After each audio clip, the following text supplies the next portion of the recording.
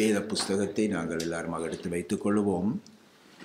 தானியேல் புஸ்தகத்திலே 9வது அதிகாரத்தை தயவுசு எடுத்துக்கொள்வோம். தானியேல் புத்தகம் 9ஆம் அதிகாரம் 10வது வசனத்தை நாங்கள் இந்த வேளையிலே நாங்கள் வாசிப்போம். பழைய ஏற்பாடு 1043வது பக்கத்திலே உண்டு.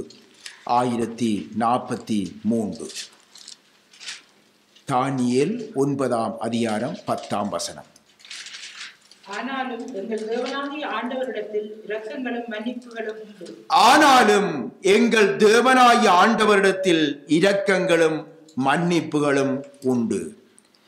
எங்கள் தேவனாகிய ஆண்டவரிடத்திலே இரக்கங்களும் மன்னிப்புகளும் உண்டு.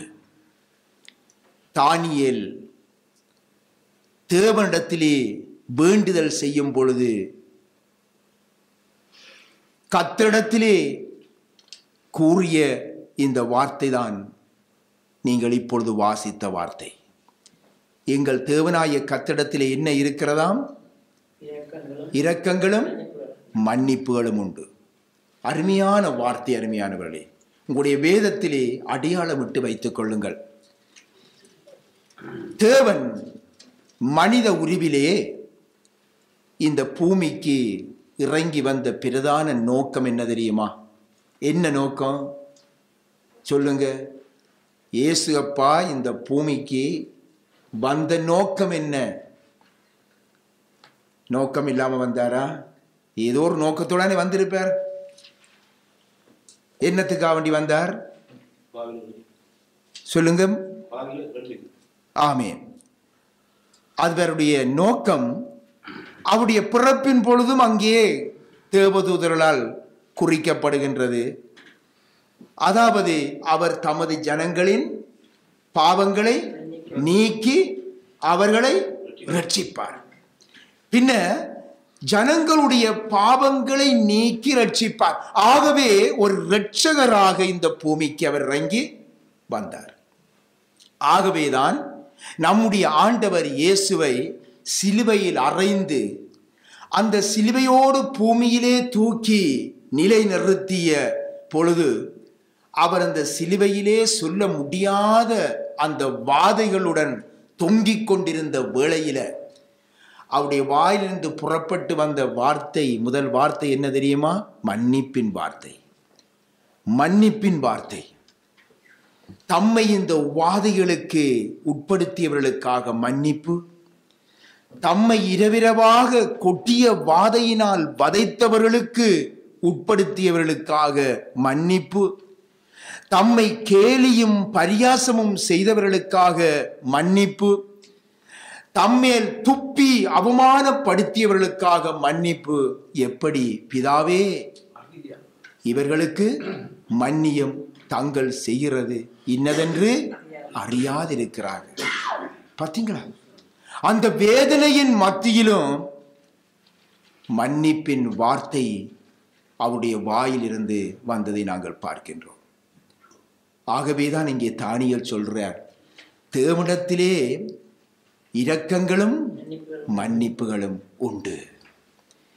எனக்கு அருமையான தேவனுடைய பிள்ளைகளே, மத்தேயு சுவிசேஷம் 5ஆம் அதிகாரத்தை நாங்கள் எடுத்துக் கொள்ளுவோமாயின், மத்தேயு சுவிசேஷம் 5ஆம் அதிகாரம் 44வது வசனத்தை எடுத்துக் கொள்ளுங்கள்.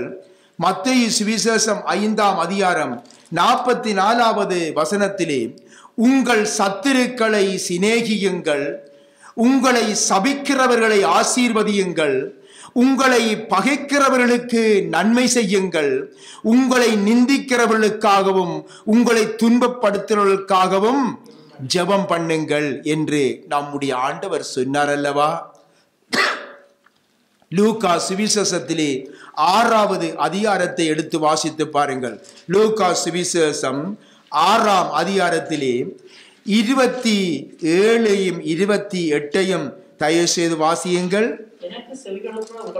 எனக்கு செவி கொடுக்கிற உங்களுக்கு நான் சொல்லுகிறேன், உங்கள் சத்துருக்களை சிநேகியுங்கள், உங்களை பகைக்கிறவர்களுக்கு நன்மை செய்யுங்கள், உங்களை சபிக்கிறவர்களை ஆசீர்வதியுங்கள், உங்களை நிந்திக்கிறவர்களுக்காக ஜெபம் பண்ணுங்கள். அருமையானவர்களே, இவைகளை நீங்கள் செய்ய வேண்டுமாயின், ஆண்டவர் இயேசு சொன்ன இந்த மன்னிப்பு, இந்த சுபாவம் உங்களிலே காணப்பட வேண்டுமாயின், அருமையானவர்களே, தேவனுடைய பெரிதான கிருபையை நீங்கள் பெற்றுக்கொள்ள வேண்டும். இந்த மன்னிக்கும் சுபாவம் உங்களிலே உருவாக வேண்டும் என்று இன்றைய நாளிலும் கர்த்தருடைய ஆவியானவர் உங்கள் மத்தியிலே பேசுகின்றார். இவ்வசனத்தை நீங்கள் இப்பொழுது வாசித்த இந்த வசனத்தை ஆரம்பிக்கும் பொழுது ஆண்டவர் எப்படி ஆரம்பிக்கிறார்? எப்படி ஆரம்பிக்கிறார்? எனக்கு செவி கொடுக்கிற உங்களுக்கு நான் சொல்லுகின்றேன். அருமையான தேவனுடைய பிள்ளைகளே, ஆண்டவருடைய வார்த்தைக்கு செவி கொடுக்கிற பிள்ளைகள் தான் ஆண்டவருடைய வார்த்தைக்கு கீழ்ப்படிவாங்க. அப்படித்தானே? ஹல்லேலூயா. ஆண்டவருடைய வார்த்தைக்கு செவி கொடுக்கின்ற பிள்ளைகள் தான் ஆண்டவருடைய வார்த்தைக்கு கீழ்ப்படிவாங்க. ஆகவே ஆண்டவர் சொல்லுகிறார், எனக்கு செவி கொடுக்கிற உங்களுக்கு நான் சொல்லுகிறேன், உங்கள் சத்துருக்களை சிநேகியுங்கள், உங்கள் பகைக்கிறவர்களுக்கு நீங்கள் நன்மை செய்யுங்கள், உங்களை சபிக்கிறவர்களை ஆசீர்வதியுங்கள், உங்களை நிந்திக்கிறவர்களுக்காக ஜெபம் பண்ணுங்கள். ஆகவே எனக்கு அருமையானவர்களே, எனக்கு செவி கொடுக்கிற உங்களுக்கு என்று இன்றைக்கு கர்த்தர் உங்களோடு பேசுகின்றார். எனக்கு செவி கொடுக்கிற உங்களுக்கு என்று கர்த்தர் உங்களோடு பேசுகின்றார். ஆகவே நிச்சயமாக அந்த மன்னிப்பின் சுபாவம் உங்களிலே உருவாகும் என்பதை உறுதியாய் விசுவசிக்கிறோம். அல்லேலூயா. அருமையான தேவனுடைய பிள்ளைகளே, உங்களை துன்பப்படுத்துகிறவர்களை, உங்களை அவதூறு பண்ணுகிறவர்களை, உங்களை வேதனைப்படுத்துகிறவர்களை உங்களால் மன்னிக்க முடிகிறதா? இல்லை அல்லவா? சிந்தித்து பாருங்க. உங்களுடைய இருதயம் இல்லை என்றுதான் சாட்சி சொல்லும். அப்படியாயின் உங்களுக்காக சிலுவையிலே தொங்கிய அந்த இயேசு கிறிஸ்துவை நோக்கி பாருங்க. அப்பொழுது அந்த மன்னிக்கும் சுபாவத்தை அவர் உங்களுக்கு தருவார். அல்லேலூயா. அந்த மன்னிக்கும் சுபாவத்தை நிச்சயமாய் உங்களுக்கு தருவார், நீங்கள் அவரை நோக்கி பார்க்கும் பொழுது. எனக்கு அருமையான தேவனுடைய பிள்ளைகளே, நம்முடைய ஆண்டவர் இயேசு இந்த உலகத்திலே ஊழியம் செய்த காலத்தில் அவருடைய சீசர்ல ஒருவரான பேதுரு ஆண்டவரிடத்திலே ஒரு கேள்வியை கேட்டார். என்ன கேள்வின்னு உங்களுக்கு ஞாபகம் இருக்குதா? நீங்க மறந்திருக்க மாட்டீங்கன்னு நினைக்கிறேன். பேதுரு தான் திடீரென்று சொல்லி ஆண்டவர்கிட்ட கேள்வி கேட்பார். என்ன கேள்வி கேட்டார் சொல்லுங்க பார்ப்போம். என்ன கேள்வி கேட்டார்? பேதுரு திடீரென்று கேள்வி கேட்பார் ஆண்டவர்கிட்ட. ஏதோ உண்ட மனதில் வச்சுக்கொண்டு தான் கேட்பார். ஆண்டவர் என்ன வார்த்தை சொல்றார் அதன்படி நான் செய்வோம் என்று சொல்லி கேட்பார். ஒரு வார்த்தை ஒன்று கேட்டார். என்ன கேட்டார்?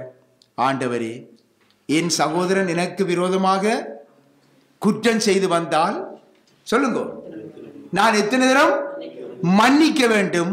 ஒரு தரம் மட்டுமா என்று கேட்டார். ஏன் தெரியுமா? 6வது அதுக்கு மேலதிகமாக குற்றம் செய்தால் 2 குடுப்பம் என்று சொல்லித்தான் அவர் கேட்டிருப்பார். ஏனென்றால் பேதுரு அப்படியான ஒரு சுபாவம் உடையவராக இருந்தார். ஆனால் இங்கே பாருங்க, இப்பொழுது கேட்ட உடனே ஆண்டவருக்கு தெரியும், எல்லாமே தெரியும். அதற்கு ஆண்டவர் சொன்னார், அவர் கேட்டார், 7 தரம் மன்னிக்க வேண்டும் ஆண்டு பேதுரு கேட்டுட்டார்.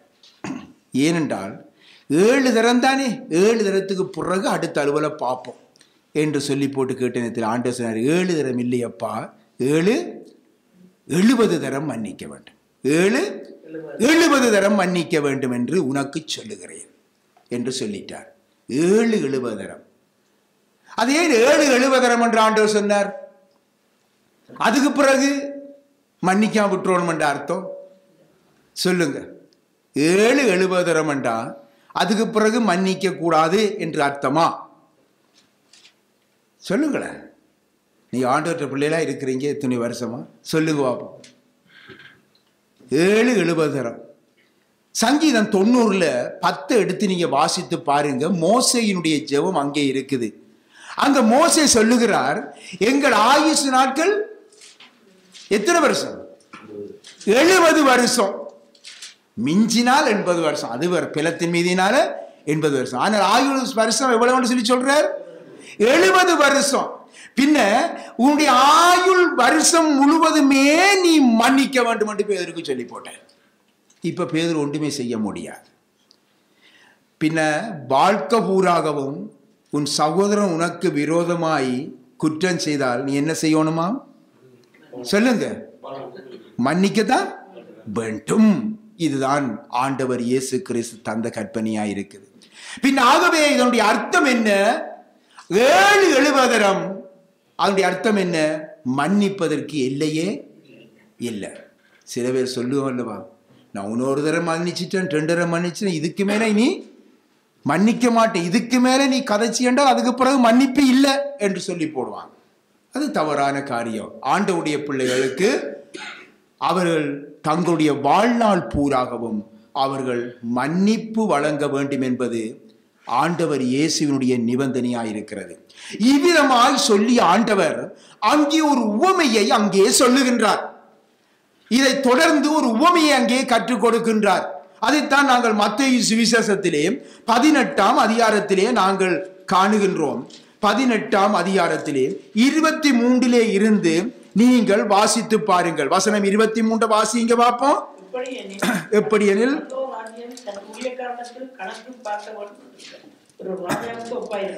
பரலோக ராஜ்யம் தன் ஊழியக்காரனிடத்திலே கணக்கு பார்க்க வேண்டும் என்றிருந்த ஒரு ராஜாவுக்கு ஒப்பாயிருக்கிறது. பரலோக ராஜ்யம் எதற்கு ஒப்புமைப்படுத்துகிறார் ஆண்டவர் இயேசு? தன் ஊழியக்காரனிடத்திலே கணக்கு பார்க்க வேண்டும் என்றிருக்கின்ற ஒரு ராஜாவுக்கு ஒப்பாக அங்கே குறிப்பிடுகின்றார். எதை குறித்து கணக்கு பார்க்கணுமாம்? எதை குறித்து கணக்கு பார்க்க வேண்டும்? நீங்கள் அங்கே தொடர்ந்து நீங்கள் வாசித்து பார்த்தீர்கள் என்றால் மன்னிப்பை பற்றிய கணக்கு பார்க்க வேண்டும். மன்னிப்பை பற்றிய கணக்கு. அந்த உவமையில நான் உங்களுக்கு சுருக்கமாக சொல்றேன். நீங்க வாசித்து கொண்டிருந்தால் இப்ப நல்ல நேரம் போகும். நான் உங்களுக்கு சுருக்கமாக சொல்றேன் என்றால் நீங்கள் பல தடவை இந்த வசனத்தை கேட்டிருக்கிறீங்க. ஒரு ராஜாவிடத்துல அவனுடைய ஒருவன் 10,000 தாலந்தை பெற்றுக்கொண்டானாம். 10,000 தாலந்து கடனாக பெற்றுக்கொண்டான். இந்த கடனை அந்த ராஜா ஒரு நாள் மன்னித்து போட்டார். அதாவது அவன் பட்ட அந்த கடனையும் அந்த கடனுக்காக வரவிருந்த தண்டனையையும் ராஜா மன்னித்து போட்டார். இதிலே இருந்து அவன் இப்பொழுது விடுதலை பெற்றுட்டான். இப்போ அவனுக்கு சந்தோஷமா இருக்குமா இல்லையா சொல்லுங்க பார்ப்போம். 10,000 தாலந்து கடன் பெற்றவன் சிறையையும் அனுமதிக்காமல் கடனையும் கட்டாமல் முழுக்கவே மன்னிப்பு பெற்றுட்டான் என்றால் எவ்வளவு சந்தோஷமா இருந்திருக்கும். பின்ன ஆகவே இப்பொழுது சந்தோஷத்தோடு அவன் பெரிய நிம்மதியோடு அவன் வீதியில போனான். அப்பொழுது வழியில ஒருவன் வாரான். அவன் யார்? இவனிட்ட கடன் வாங்கின ஒருவன் வாரான். ஆர்கிட்ட? இந்த விடுதலை பெற்ற இந்த மனுஷனிட்ட கடன் வாங்கினவன். அவன் எவ்வளவு கடன்? 1 தாலந்து. உங்களுக்கு விளக்கக்கூடிய சொல்லிடுறான். 1 தாலந்து. இவன் எவ்வளவு மன்னிக்கப்பட்டவன்? 10,000 தாலந்து. சரிதானே? இப்பொழுது இவனிட்ட மன்னிக்கப்பட்டவன் ஒருவன் கடன் வாங்கி இருக்கிறான். 1 தாலந்து கடன் வாங்கி இருக்கிறான். பின்ன ஆகவே இப்பொழுது இவனுடைய இந்த உடன் வேலைக்காரன் இவனிட்ட இந்த கடனை இவன் கேட்கிறான். அவன் காலில் விழுந்து கெஞ்சி சொல்றான், என்னால இப்ப இந்த கடனை தரையிலதில்லை, என்னை மன்னிச்சு நான் எப்படியும் நான் இந்த கடனை உனக்கு தருவன் என்று சொல்லி அவன் சொல்றான். பின்ன அவன் பட்ட இந்த 1 தாலந்தை தனக்கு அவன் தந்து தீர்க்காததினால அவனை பிடிச்சு அவனுடைய தொண்டையை நெரிச்சு, நீ பட்ட கடனை எனக்கு தீர்க்க இல்லை, ஆகவே நீ இதை தீர்க்கு வரைக்கும் உன்னை நான், அதாவது இப்பத்தைய பாஷையில சொல்றோம்டா, உன்னை நான் மறியலுக்கு அனுப்புறேன்னு சொல்லி கொண்டே ஏதோ ஒரு வழக்கு வச்சோ என்ன செய்தோ அவனை இப்பொழுது ஜெயிலுக்கு அனுப்பிட்டான். யார் அது? இப்ப சொல்லுங்க, யார் அனுப்பினான்? 10,000 தாலந்து. எவ்வளவு அவதானமா பிரதர் கேட்கிறார் பாருங்க. கர்த்தருக்கு ஸ்தோத்திரம். பின்ன 10,000 தாலந்து உள்ளவன் அந்த இவ்விதமாக செய்து போட்டான். பின் ஆகவே இந்த சம்பவத்தை மற்ற உடன் ஊழியர்கள் எல்லாம் நின்று பார்க்குறாங்க. அவங்களுக்கு மனதுக்குள்ள வேதனை. இதை ஓடி வந்து நடந்த சம்பவத்தை எல்லாம் என்ன செய்தாங்க, ராஜாவிட்ட வந்து சொல்லி போட்டாங்க. இப்படி நீர் இந்த மாதிரி உம்மட்ட 10,000 தாளந்து வாங்கின இந்த மனுஷனை நீர் அந்த சிறவாசம் எல்லாம் மன்னித்து காசு எல்லாம் கடன் எல்லாம் மன்னித்து விட்டீங்க. இப்படி இப்போ ஒரு தாளந்து இவன்கிட்ட கடன் வாங்கினவருக்கு இப்படி செய்தான் அரசு என்று சொல்லி அந்த ராஜாவிட்ட வந்து சொல்லி போட்டாங்க. இப்பொழுது இப்போ நீங்கள் இந்த ராஜாவிடத்தில் வந்து சொன்ன பிற்பாடு என்ன நடைபெறுகிறது என்று சொல்லி அதில் 32வது வசனத்தை தயவுசெய்து வாசிங்க பார்ப்போம். அவனை அழைப்பித்து, ஊழியக்காரனே, நீ என்னை வேண்டிக் கொண்டபடியினால் அந்த கடன் முழுவதையும் உனக்கு மன்னித்து விட்டேனே. நீ என்னிடம் வேண்டிக் கொண்டபடியினாலே அந்த கடன் முழுவதையும் உனக்கு மன்னித்து விட்டேனே. அதுக்கால நான் உனக்கு இறங்கினது போல நீயும் உன்னுடன் வேலைக்காரனுக்கு இறங்க வேண்டாமோ என்று சொல்லி அவனுடைய ஆண்டவர் கோபமடைந்து கடனை எல்லாம் கொடுத்து தீர்க்கும் அளவும் வாதிக்கிறத்திலே அவனை ஒப்பு கொடுத்தான். இப்ப பாருங்க, நன்றாக இந்த வசனத்தை வாசித்து பாருங்க. 10,000 தாலந்து கடன் மன்னிக்கப்பட்டு தண்டனையில் இருந்து விடுதலை பெற்றவனான இந்த மனுஷன் இவன் மற்றவனுக்கு இரக்கமும் மன்னிப்பும் வழங்க தவறிவிட்டான். பாத்தீங்களா? மற்றவனுக்கு இந்த இரக்கமும் மன்னிப்பும் காட்ட தவறியதினால் அந்த தண்டனையில் இருந்து விடுபட்டிருந்த இவன் மீண்டுமாய் அந்த தண்டனைக்குள்ளாக அவன் தீர்க்கப்படுவதை இங்கு ஆண்டவர் இயேசு சுட்டி காட்டுகின்றார். எனக்கு அருமையான தேவனுடைய பிள்ளையே, 10,000 தாலந்து கடன் மன்னிக்கப்பட்ட இவன் அதனை கொடுத்து தீர்க்கும் அளவும் வாதிக்கிறஇடத்திலே அவன் ஒப்புவிக்கப்பட்டான் என்று சொல்லி பார்க்கிறோம்.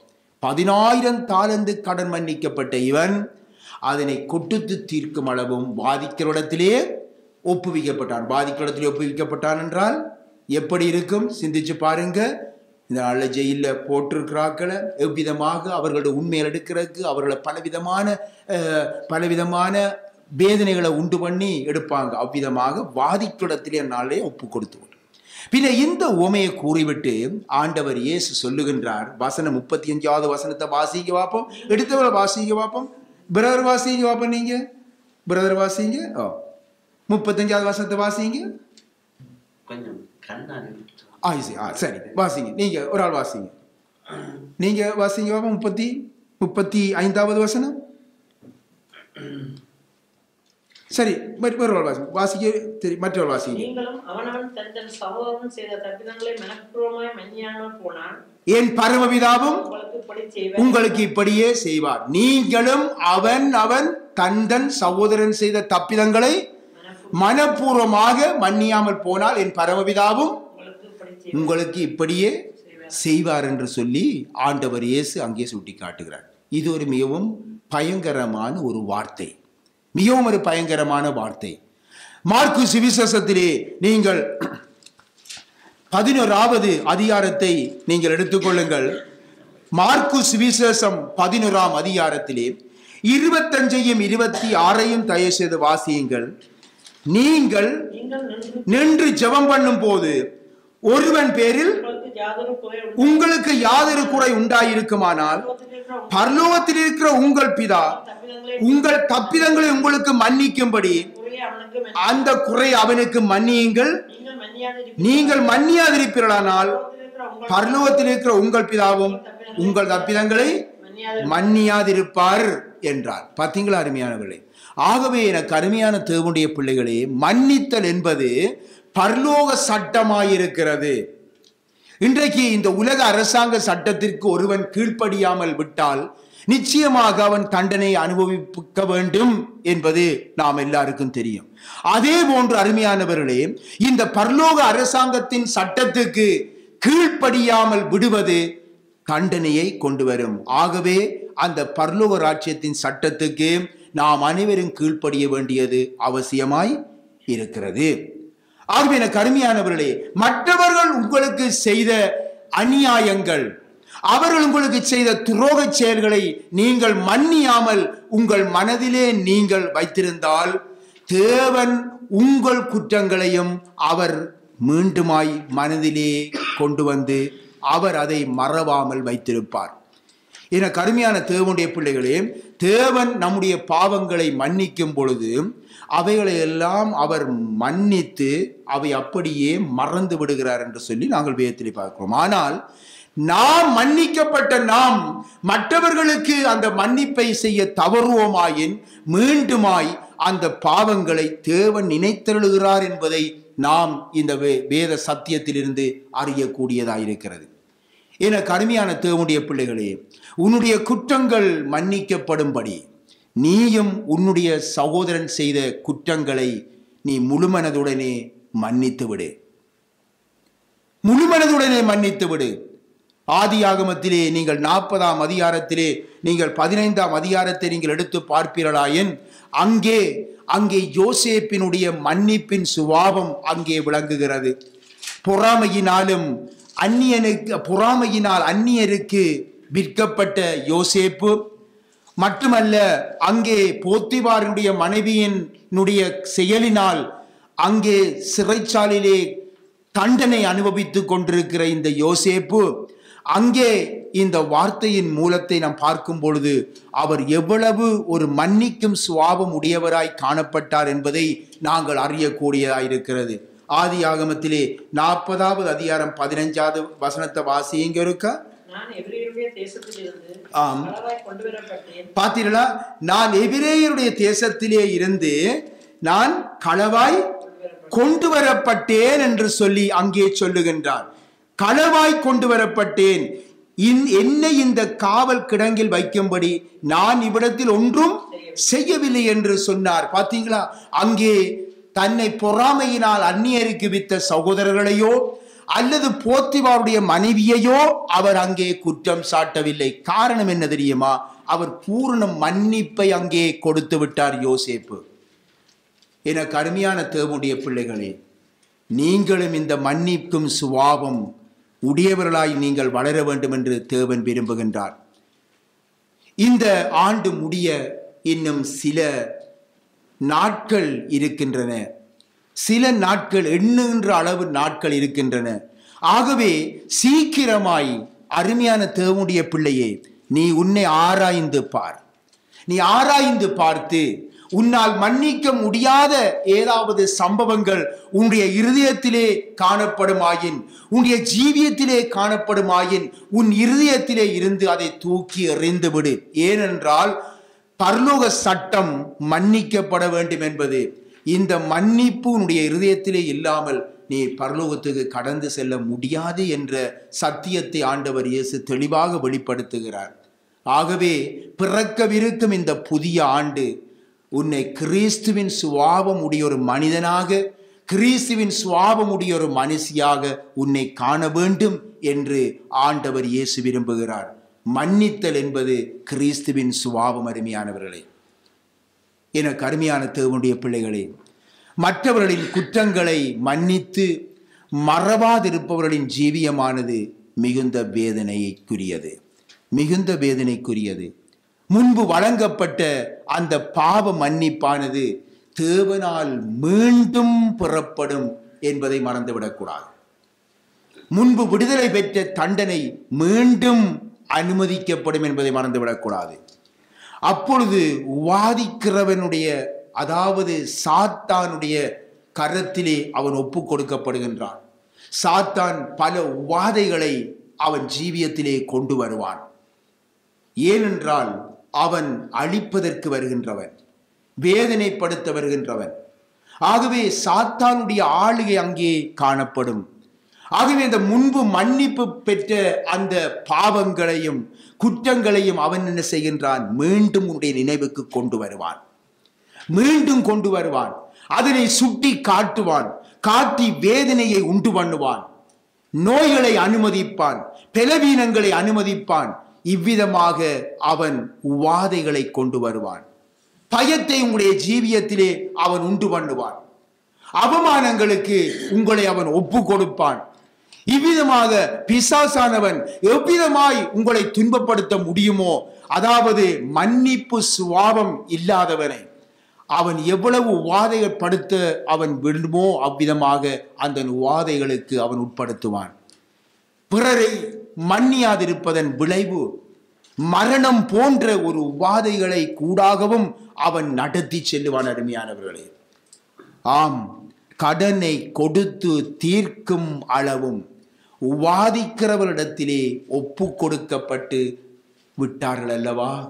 சிந்தித்து பாருங்க.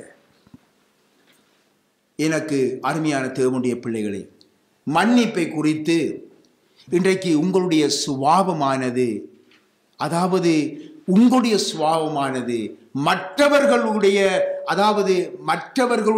பாவங்களுக்கு, குற்றங்களுக்கு ஒரு உரம் போடுகின்றதாக இருந்துவிடக்கூடாது. அதையும் நீங்கள் நினைத்துக் கொள்ள வேண்டும். உங்கள் மன்னிப்பை குறித்து சொல்லும் பொழுது மற்றவர்கள் செய்கின்ற பாவங்கள், குற்றங்களுக்கு ஒரு உரம் போடுகின்றதாகவும் அமைந்து விடக்கூடாது. இதை நீங்கள் புரிந்து கொள்ள வேண்டும். அதாவது மன்னிக்கும் உங்களுடைய சுபாவத்தை மற்றவர்கள் சாதகமாக பயன்படுத்தி பாவங்களையும் குற்றங்களையும் துணிகரமாக செய்துவிட நீங்கள் லைசன்ஸ் கொடுத்து விட்டவர்களாக மாறிவிடக்கூடாது. நாங்கள் எச்சரிக்கையாக இருக்க வேண்டும். அதான் வேதம் சொல்லுகின்றது, கிறிஸ்துவுக்குள் தேவன் உங்களுக்கு மன்னித்தது போல, கிறிஸ்துவுக்குள் தேவன் உங்களுக்கு மன்னித்தது போல நீங்களும் ஒருவருக்கொருவர் மன்னியுங்கள் என்று வேதம் தெளிவாக சொல்லுகின்றது. எனக்கு அருமையான தேவனுடைய பிள்ளைகளே, இன்றைக்கு நமது வேலை ஸ்தலத்திலோ அல்லது நம்முடைய உடன் குடியிருப்புகளிலோ நம்முடைய சகோதர ஐக்கியத்திலும் கூட ஒருவேளை நமக்கு தீங்கு இழைக்கும் நபர்கள் இருக்கலாம், நம்மை சூழ்ந்திருக்கலாம். ஆனாலும் நாம் அவர்களுடன் அன்பாக இருந்து ஆண்டவர் இயேசுவின் பிள்ளைகளாக நம்மை வெளிப்படுத்தி காட்ட வேண்டும். தேவனுடைய பிள்ளைகளே, இன்றைக்கு நீங்கள் அவரிடம் வேண்டிக் கொண்ட பொழுது அவர் உங்கள் கடன் முழுவதையும் அவர் மன்னித்து விட்டார் அல்லவா? அப்படியே நீங்களும் மற்றவர்களுக்கு மற்றவருடைய கடன்களை நீங்கள் மன்னிக்க கடனாளியாயிருக்கிறீங்க. வேதம் சொல்லுகிறது, அன்பு கூறுகளை தவிர வேற எந்த வகையிலும் நீங்கள் கடன்படாதிருங்கள் என்று சொல்லப்படுகிறது. பின் அப்படி என்றால் பாருங்கள், அந்த அன்பு அந்த மன்னிப்புக்குள் வருகின்றது. அந்த மன்னிப்புக்கு மட்டுமே நீங்களும் நானும் கடனாளிகளாயிருக்க வேண்டும். ஆகவே அது எங்களுடைய ஜீவிய காலம் முழுவதும் நாங்கள் கடனாளிகளாயிருக்க வேண்டும். மன்னியாமல் இருப்பது சாத்தானுடைய சுபாவம். பிறரை மன்னிப்பதை அவன் விரும்புவதே இல்லை, அவன் ஒருபொழுதும் விரும்புவதில்லை. ஆகவே பிசாசின் தந்திரங்களை நீங்கள் அறிந்து அதற்குள் அகப்பட்டு விடாதபடி நீங்கள் பிறரை மனப்பூர்வமாய் மன்னிக்கிறவர்களாக நீங்கள் காணப்படுங்கள். கொலோசியர்லே 3ஆம் அதிகாரத்தை தயவு எடுத்துக் கொள்ளுங்கள். கொலோசியர் 3ஆம் அதிகாரம் 277வது பக்கம், புதிய ஏற்பாடு 3ஆம் அதிகாரத்திலே 12ஐயும் 13ஐயும் தயவு செய்து வாசியுங்க. ஒருவரை ஒருவர் இல்ல, கொலோசியர் 3ஆம் அதிகாரம், பொருங்குவாரன். சரி, வாசிங்கள் 12, 13.